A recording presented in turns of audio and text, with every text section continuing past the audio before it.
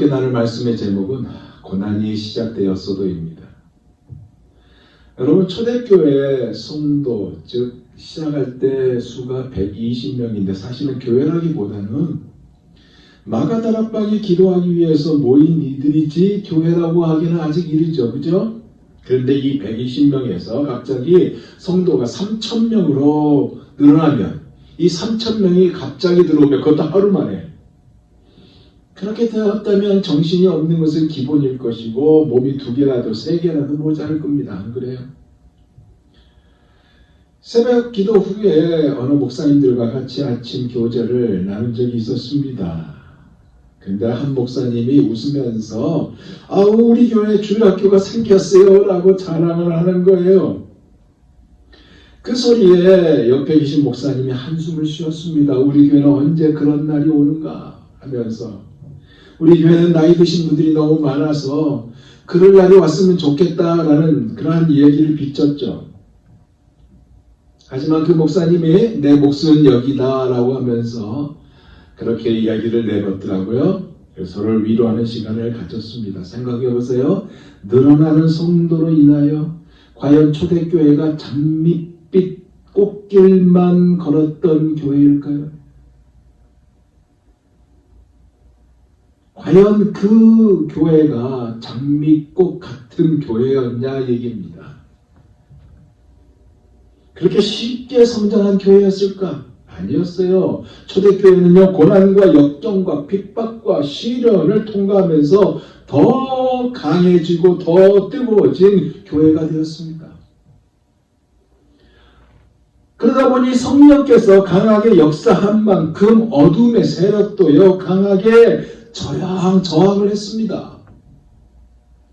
우리가 지난 주일날 나눴던 베드로의 능력 있는 설교로 인하여 많은 사람들이 회개하고 예수 믿고 세례를 받아 하루에 3,000명이 주의 자녀가 되는, 그리고 교회로 돌아오는 역사가 일어났다고 그랬습니다. 특히 성전 미문에서 날마다 구걸하던, 나면서부터 다리를 못 쓰던 자가 앉은 뱅이가 나사렛 예수 그리스도 이름으로 일어나는 놀라운 역사로 인하여 교회는 엄청난 성장을 만나게 되죠. 하지만 사탄도요, 정확한 타이밍으로 강하게 역사했다는 것입니다. 오늘 본문이요, 이것을 보여주고 있어요. 예수 안에 죽은 자의 부활이 있다고 백성을 가르치고 전하는 것이 몹시 싫어해서 이러한 자들이 오늘 본문에 등장하죠. 그것도 아주 정확한 타이밍에 등장합니다. 그것이 오늘 본문 1절에서 2절이에요. 볼까요? 사도들이 백성에게 말할 때에 제사장들과 성전 맡은 자와 사두개인들이 이르러 예수 안에 죽은 자의 부활이 있다고 백성을 가르치고 전함을 어떻게 해요? 싫어하여. 지금 베드로가 있는 곳이 어디입니까? 솔로몬의 강이죠. 솔로몬이라는 이름을 가진 바빌론이에요. 지붕만 있고 기둥이 있고 다 터져 있는 이곳에 모인 이들에게 왜 이 일을 놀랍게 여기느냐? 우리를 주목할 필요가 없다. 우리가 아니고 예수의 이름의 능력이 이 사람을 고쳤다라고 가르치고 전함에 싫어한 자들이 등장했다는 거예요. 이것에 굉장한 불편함을 느꼈, 굉장히 마음이 불편했던 자들이 온 것입니다. 이들은 누구라고 했습니까? 오늘 본문의 제사장들, 성전 맡은 자, 사두개인들이라고 하였어요. 제사장들은 누구냐? 성전에서 행해진 종교의식을 주관하는 사람들입니다. 원래는 아론의 자손들이 이 일을 감당했는데 이 당시에는 돈 주고 샀습니다. 이 자리를 돈 주고 샀어요. 그래서 로마가 임명한 자들이에요. 오늘 본문 6절에 보면 당시 로마에서 임명을 받은 대제사장 안나스와 가야바 나오죠. 이들도 돈 주고 산 겁니다. 이들이 누구예요? 예수를 죽이려고 했던 자들. 아니, 죽이게 만든 장본인들이고 유대인들을 선동하여 예수를 십자가에 못 박으라고 했던 자들이며 로마의 유대 총독 빌라도에까지 압력을 가했던 이들이 등장합니다. 성전 맡은 자도 등장해요. 성전 맡은 자가 누구냐? 경비대장입니다. 예루살렘의 성전 있잖아요. 예루살렘 성전의 치안과 경비의 총책임자예요. 서엘이 대제사장 다음입니다. 이게 굉장히 높은 직급이죠. 그도 왔고요. 그리고 사두개인들도 왔어요. 뭐예요? 정치적으로나 경제적으로 실권을 쥐고 있는 자들이 왔다는 겁니다. 로마 제국과 아주 긴밀한 관계를 유지한 자들이 왔다는 거예요. 한마디로 권력과 부와 기득권을 지키기 위해서 수단과 방법을 가리지 않던 이들이 왔다는 거예요. 근데 흥미로운 것이 뭔지 아세요? 안나스와 가야바도 사두개인, 성전 맡은 자도 사두개인. 그러니까 사두개인들이 왔어요. 왜 왔을까요? 하나님의 독생자, 하나님의 외아들임을 자청하는 나사렛 출신 예수가 자기들이 생각할 때 그렇죠?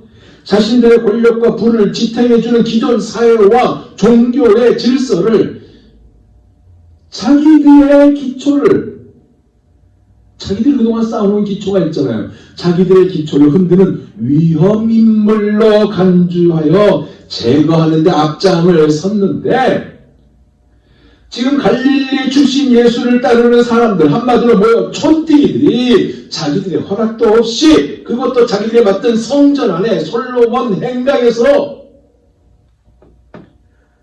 자기들이 제거해버린 예수가 부활했다고, 유대인들이 그렇게 기다리는 메시아가 바로 예수라고, 마지막 날 만물을 회복하실 심판주라고 가르치니까, 부활이 없다고 자기들은 그동안 가르치고 주장했잖아요. 부활이 없다고 가르쳤던 자신들에게 어려움이 생길까봐 급히 왔던 거예요. 사도들이 말을 마치기도 전에 때로 몰려와 그냥 두었다가는 어려워지니까 체포해버리죠. 체포해버려요. 3절에서 4절입니다. 그들을 잡음에 날이 이미 저물었으므로 이튿날까지 가두었으나 말씀을 들은 사람 중에 믿는 자가 많으니 남자의 수가 5천이나 되었더라. 여러분, 유대의 종교 관습에 의하면요, 죄인을 신문할 수 없어요. 날이 저무면. 근데 예수님도 그랬죠. 깜깜한 밤에 잡혀갔어요. 재판을 받을 수 없는 불법을 이들이 저질렀잖아요. 안나스 집으로 끌려갔고 바로 또 이어서 가야바 집으로 끌고 갔습니다. 해가 지면 죄인을 신문할 수 없다는 규정을 이들이 어겼어요. 그죠? 근데 웬일로 이들이 이 법을 지켜요? 해가 저무니까 베드로와 요한을 감옥에 가둡니다. 자, 여기까지 한번 우리가 정리해서 다시 한번 이야기를 나눠보겠습니다. 베드로와 요한이 12시, 그러니까 오후 3시에, 12시는 지금 이 시간이죠. 유대인들이 정한 하루 마지막 기도 시간에 기도하려고 예루살렘 성전에 올라가죠. 성전 미문으로 들어갑니다. 그런데 거기에 나면서부터 다리를 못 쓰던 사람이 있죠. 그 사람을 보고 나사렛 예수 그리스도 이름으로 일으킵니다. 그가 고침을 받았어요. 그리고 같이 성전으로 들어갑니다. 하나님을 예배합니다. 여러분, 이 사람에 대해서 거기 있는 사람들이 모를 리가 없죠. 다 알아요. 모두가 알아요. 그가 나은 것에 대해서 너무나 놀랍고 고침을 받았는데, 심지어 예배당에 들어와 하나님을 예배하니까 얼마나 놀랐겠어요. 사람들이 몰려들었습니다. 그리고 베드로가 거기서 설교했는데 해질 때까지 설교했어요. 그러다가 저녁 때에 예수 안에 죽은 자의 부활이 있다고 백성을 가르치고 전하니까 가뜩이나 몹시 불편했고 몹시 싫어하는 이들이요, 베드로와 요한을 잡아다 그 감옥에 집어넣은 거 아닙니까? 그때 베드로의 설교를 듣고 예수를 믿은 자들이 남자만 5,000명 했다고 그래요.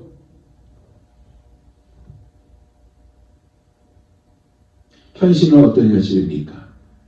베드로와 요한이 감옥에 갇혀있는 현실입니다. 그렇죠? 그런데 남자만 5,000명이 예수를 믿었습니다. 결과가 뭐예요? 첫 번째 박해죠. 박해예요. 교회가 박해를 받은 겁니다. 그런데 교회는 오히려 부흥했어요. 교회가 부흥한 것이 베드로와 요한 때문일까요? 아니죠. 하나님이 하신 일이죠. 이 박해한 자들의 실체를요, 오늘 본문은 계속해서 드러내고 있습니다. 5절에서 6절, 7절입니다. 이튿날 관리들과 장로들과 서기관들이 예루살렘에 모였는데 대제사장 안나스와 가야바와 요한과 알렉산더와 및 대제사장의 문중이 다 참여하여 사도들을 가운데 세우고 묻되 너희가 무슨 권세와 누구의 이름으로 이 일을 행하느냐. 베드로와 요한 때문에 공회가 열렸던 거예요. 소집되었어요. 이 공회는 유대인들의 종교 문제 최고 의결 기관입니다. 근데 보세요. 장로들과 서기관들도 모였대요. 이건 뭐예요? 바리새파와 사두개파가 같은 마음으로 모였다는 얘기입니다. 평소에는 원수예요. 예수님을 죽이는데 이들이 모였던 것처럼 베드로와 요한을 처리하는데 같은 목적을 가지고 모였다는 얘기입니다. 왜요?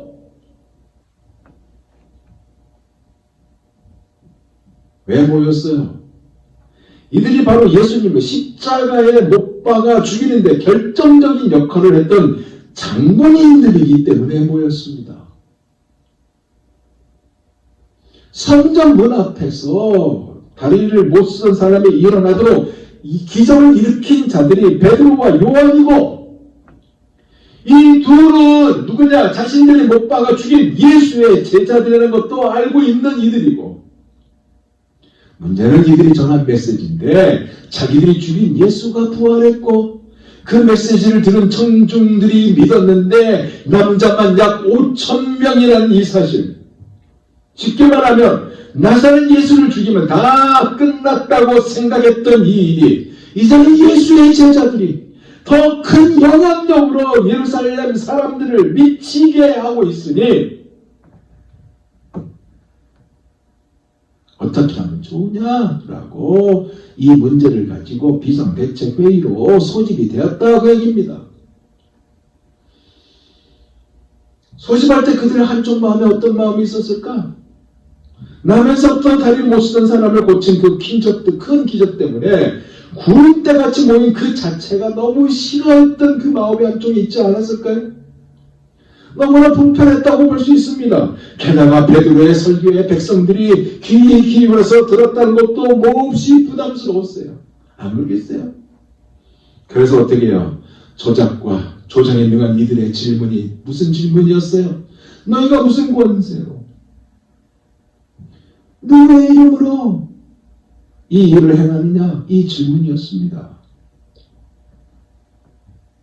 한마디로 무슨 질문이냐? 여기는 우리 구역이야. 누구의 허락을 받고 이 짓을 해? 라는 질문이에요. 심지어 부활에 관한 이야기는 사두개인들을 불편했죠. 왜? 사두개인들 자체가 부활을 인정 안 하잖아요. 안 믿는 자들이기에 더 불편했어요. 부활이 있다. 너희들이 죽인 예수를 하나님이 살리셨다라는 이 메시지에 백성들이 열광적인 반응을 보이니까 이것을 막아야 했잖아요. 그래서 성전 맡은 자가 왔어요. 성전 경비대장이 왔어요. 그가 와서 그들을 잡아 감옥에 가두었습니다. 그런데 사랑하는 여러분, 이미 일어난 기적인데 막을 수 있나요? 없죠. 왜? 이미 일어났고 사람들이 그 상황을 다 봤기 때문에 막을 수가 없는 거예요. 성령 충만한 베드로가 이어서 공회원들에게 이 말로 시작하죠. 8절 볼까요? 이에 베드로가 성령이 충만하여 이르되 어떻게 해요? 백성의 관리들과 장로들아. 여러분, 베드로가 성령이 충만하여 라는 이 의미는요, 그 안에 계신 성령이 충만하게 하여, 그가 성령의 인도함을 받아, 그가 성령의 지배를 받아 그에게 성령이 역사하셔서라는 의미입니다. 담대히 성령께서 역사하셔서 할 말을 생각나게 하심을, 뭐예요? 이미 주님께서 말씀하셨죠. 마태복음 10장 19절에서 20절을 보면 말씀하셨어요. 들어보세요. 너희를 넘겨줄 때 어떻게 또는 무엇을 말할까 염려하지 말라. 그때 너희에게 할 말을 주시리니,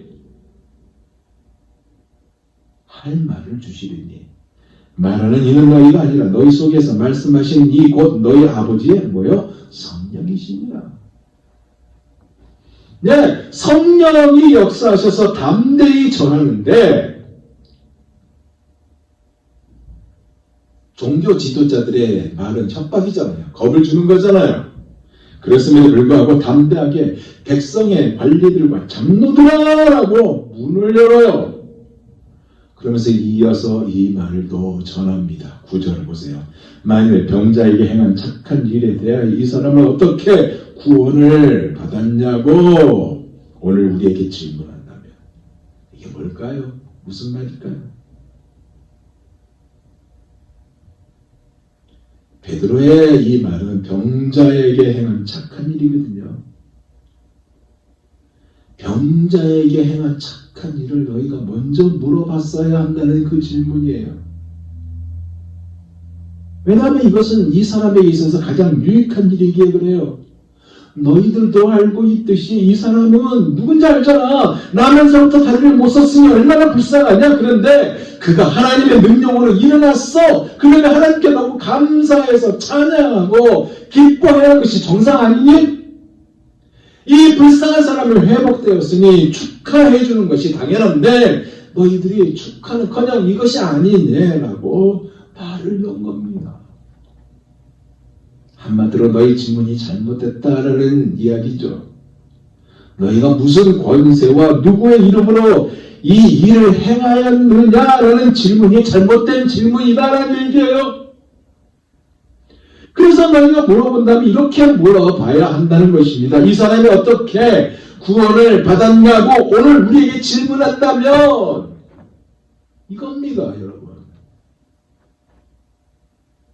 누가 했고 누구 권세하는 게 아니라 이 사람이 어떻게 구원을 받았는지를 먼저 질문해야 한다는 것을 이야기하고 있어요.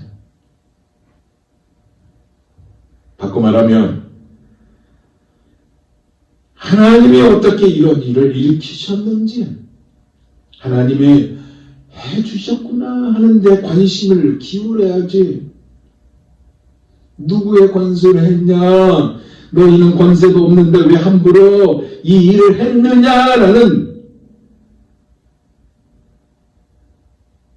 여기에 이 질문이 돼서는 안 된다는 이야기를 하고 있는 겁니다. 완전히 다른 관점으로 이야기하죠. 베드로와 지금 종교 지도자들의 질문이 완전히 차원이 달라요. 유대 종교 지도자들의 질문은 하나님의 이적도 우리를 통해서만 해야 된다 이거거든요. 반면에 베드로는 뭐예요? 어떻게 이 사람이 구원을 받았느냐 이것입니다. 즉 하나님의 구원의 역사가 일어났음과 주님이 하셨으면 되는 것이지, 본질을 제쳐놓고 왜 자꾸 비본질적인 문제로 본질을 흘러놓느냐는 얘기를 하고 있는 거예요. 그러면서 이어서 본질적인 이야기를 하죠. 이 역사의 주인공인 예수 그리스도, 능력의 이름 예수 그리스도를 이들 앞에서 담대히 전합니다. 10절입니다. 너희와 모든 이스라엘 백성들은 알라. 너희가 십자가에 못 박고 하나님이 죽은 자 가운데서 살리신 나사렛 예수 그리스도의 이름으로 이 사람이 건강히 하게 되어 너희 앞에 섰느니라. 뭐예요? 기적의 주인공은 내가 아니라 예수님이시다. 이것을 선포하고 있죠. 그러면서 이어서요. 그분이 어떤 분인지 11절, 12절에 밝힙니다. 같이 한번 읽어봅니다. 이 예수는 너희 건축자들의 버린 돌로서 집 모퉁이의 머릿돌이 되었느니라. 다른 이로서는 구원을 받을 수 없나니 천하 사람 중에 구원을 받을 만한 다른 이름을 우리에게 주신 일이 없음이라 하였더라. 여러분, 이 말씀이 오늘 본문의 핵심이자 결론입니다. 베드로가 전한 이 말씀의 내용이 뭐예요? 율법과 이스라엘 종교 지도자들, 그래, 너희들이 예수를 버렸지 않았느냐? 공사장에 쓸모없는 돌을 버리듯이 그분을 너희들이 십자가에 못 박아 죽였지 않느냐? 그러나 하나님이 예수를 다시 살리셨다. 그리고 우리 구원의 머릿돌이 되게 하셨고 하나님 나라의 머릿돌이 되게 하셨다. 이거예요. 저 시편 118편 22절, 23절, 24절을 이루셨다. 그 말씀입니다. 들어보세요. 건축자가 버린 돌이 집 모퉁이의 머릿돌이 되었나니 이는 여호와께서 행하신 것이요 우리 눈에 기이한 바로다. 이 날은 여호와께서 정하신 것이라 이 날에 우리가 즐거워하고 기뻐하리로다. 아멘.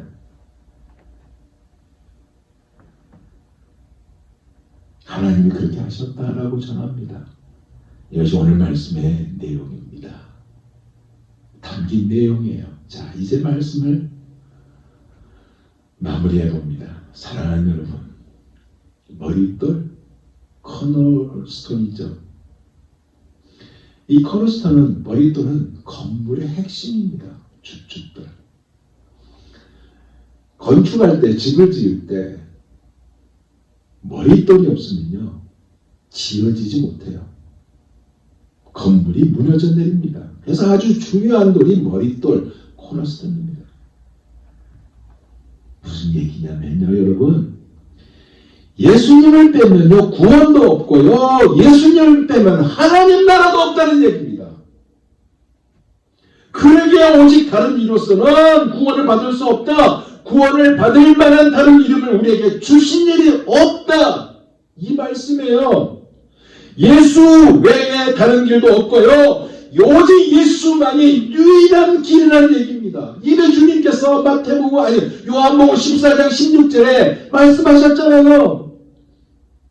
나는 길이요 진리요 생명이니 나로 말미암지 않고는 누구도 아버지께로 올 수 없느니라. 그러기 예수님만이 유일한 길입니다. 교파가 아니에요. 모태신앙을 가졌다 할지라도 예수님을 나의 구주로 영접해야만 하는 겁니다.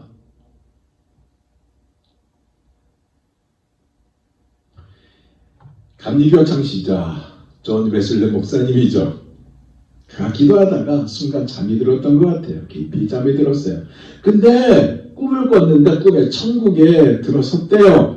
그 천국에 들어서 그 문 직전에 딱 하니까 천사가 그 문을 지키고 있는데 그 천사에게 이 질문을 던져봤답니다. 천사님, 나와 함께 영광스러운 복음운동인 감리교 운동을 하던 친구들이 얼마나 천국에 들어와 있나요? 그 질문에 천사가 잠깐 기대를 하고 연구를 한참 뒤져봤습니다. 그런데 I'm sorry, 미안하네요. 감리교인은 한 명도 없네요 라고 말해 주었답니다. 너무 놀랐어요. 그래서 다시 물었습니다. 그렇다면 장로교인들은 천국에 몇 명이나 왔는데요? 존 웨슬리 목사님이 장로교파와 좀 불편함이 있었는지 모르겠지만 하여튼 이 질문에 천사가 말하기를 미안합니다. I'm sorry. 장로교인도 한 명도 안 왔네요. 그렇게 대답해줘요. 천사의 그 말에 목사님이 속으로 생각했습니다. 아무래도 종교개혁이 실패했나? 라고 생각하면서 중얼거리다가 다시 물었대요. 그러면 천주교 교인들은 얼마나 들어와 있는데요?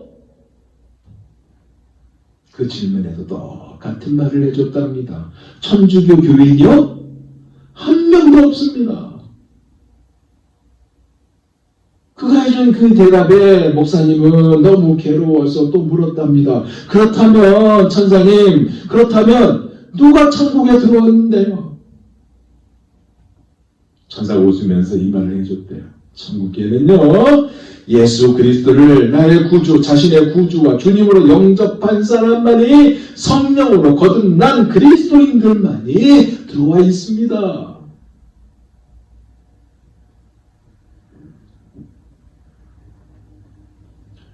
사랑하는 성도 여러분, 예수를 믿는 사람만이 천국에 들어갑니다.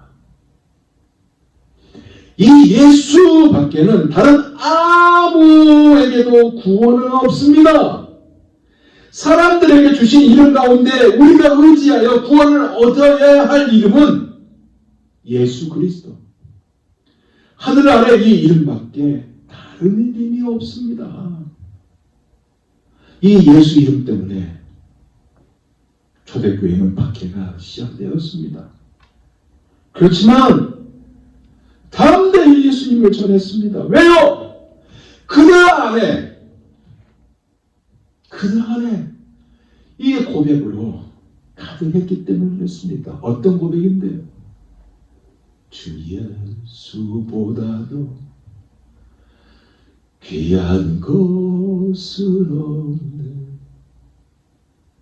이 세상 무기와 바꿀 수 없네. 영축을 내 대신 돌아가신 그 놀라운 사랑 잊지 못해. 세상 즐거움 다 버리고 세상 자랑 다 버렸네. 주 예수보다도 귀한 것은 없네. 예수 밖에는 없네.